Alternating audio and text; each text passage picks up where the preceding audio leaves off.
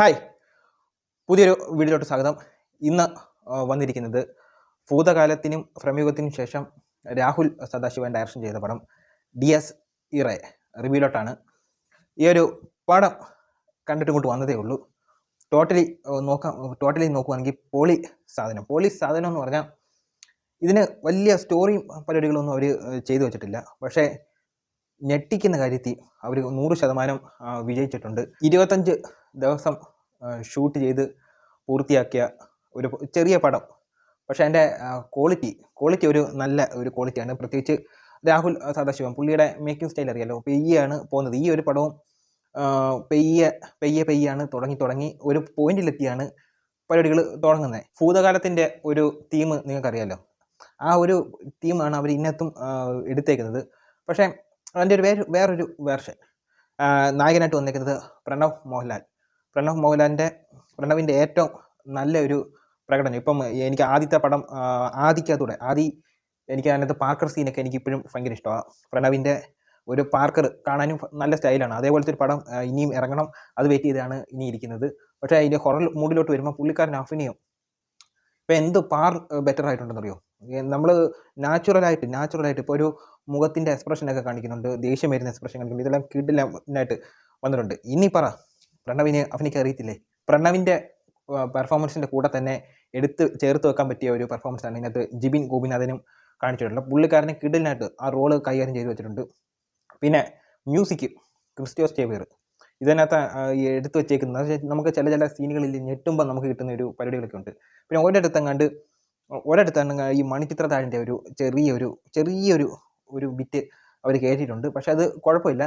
പ്രണവിൻ്റെ character എന്ന് പറഞ്ഞാൽ ഒരു റിച്ച് ഫാമിലിയാണ്. അത് തുടക്കത്തിലെ അത് തന്നെയാണ് ഇൻട്രോ.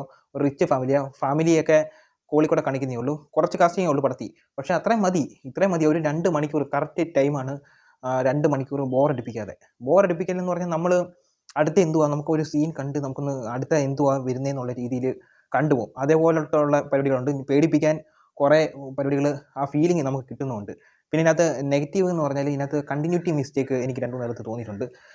ഇത് മോശമാണെന്നല്ല.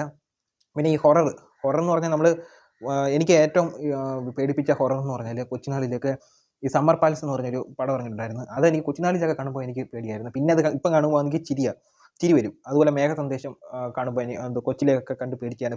ഇപ്പം കാണുമ്പോൾ നമുക്കത് ഫീലിംഗ് കിട്ടത്തില്ല. പക്ഷേ കാലഘട്ടം മാറുമ്പം പേടിപ്പിക്കുക എന്ന് പറയുന്നത് വലിയൊരു ടാസ്ക്കാണ്. പക്ഷേ അതിനകത്ത് ഈ രാഹുൽ സദാശിവൻ വിജയിച്ചിട്ടുണ്ട്. വലിയ സ്റ്റോറിയും പരിപാടികളൊന്നുമില്ല. ഉള്ളത് വെച്ച് പുള്ളിക്കാരൻ നല്ല നൈസായിട്ട് മേക്കിംഗ് ആയാലും VFX ആയാലും പിന്നെ എഡിറ്റിങ് ഷെഫീഖ് മുഹമ്മദ് അലിയാണ് എഡിറ്റ് ചെയ്തേക്കുന്നത്. എല്ലാം കൊണ്ടും നല്ലൊരു സാധനം എന്ന് പറഞ്ഞു. വലിയ അങ്ങ് പേടിച്ച് ചോര തുപ്പും അങ്ങനെയൊന്നും അല്ല. പിന്നെ ഈ മനധൈര്യം ഉള്ളവർ ചില ആർട്ട് വർക്കൊക്കെ അതിനകത്ത് കാണിക്കുന്നുണ്ട്. ആർട്ട് വർക്കൊക്കെ കണ്ട് ചിലവർക്കൊക്കെ പേടിയാണെങ്കിൽ തിയേറ്ററിൽ ബക്കറ്റും വെള്ളവും കയറ്റാൻ പറ്റുമെങ്കിൽ അതും കൂടെ കൊണ്ടുപോയാൽ നല്ലതായിരിക്കും. എന്നുവെച്ചാൽ മനധൈര്യം ഇല്ലാത്തവർ. പിന്നെ കൊച്ചു പിള്ളേരെ ഒന്നും ഇതിനകത്ത് കൊണ്ടുപോകല്ലേ എന്ന് പറയുന്നുണ്ട്. 18+ ആണ് പടം. കൊച്ചു പിള്ളേർക്ക് മനം ഓർക്കാനും വരുന്നതും പിന്നെ കുറച്ച് പരിപാടികളൊക്കെ ഇതിനകത്ത് കാണിക്കുന്നുണ്ട്. അപ്പോൾ ആ പിള്ളേരെ കാണിക്കാതിരിക്കാൻ നോക്കുക പരമാവധി. ഇത്ര എനിക്ക് പറയാനുള്ളൂ. ടോട്ടലി നോക്കുകയാണെങ്കിൽ അവർ ഉദ്ദേശിച്ച സാധനം, ഞെട്ടിക്കാനും പേടിപ്പിക്കാനുള്ള സാധനത്തിൽ അവർ 100% അവർ വിജയിച്ചിട്ടുണ്ട്. ഈ മേക്കിംഗ് ഉൾപ്പെടെ എല്ലാം.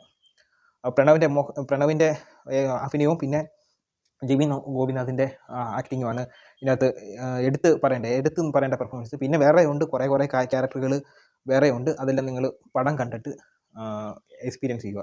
അപ്പോൾ ഇത്രയേ ഉള്ളൂ. അടുത്തൊരു വീഡിയോ വരുന്നത്.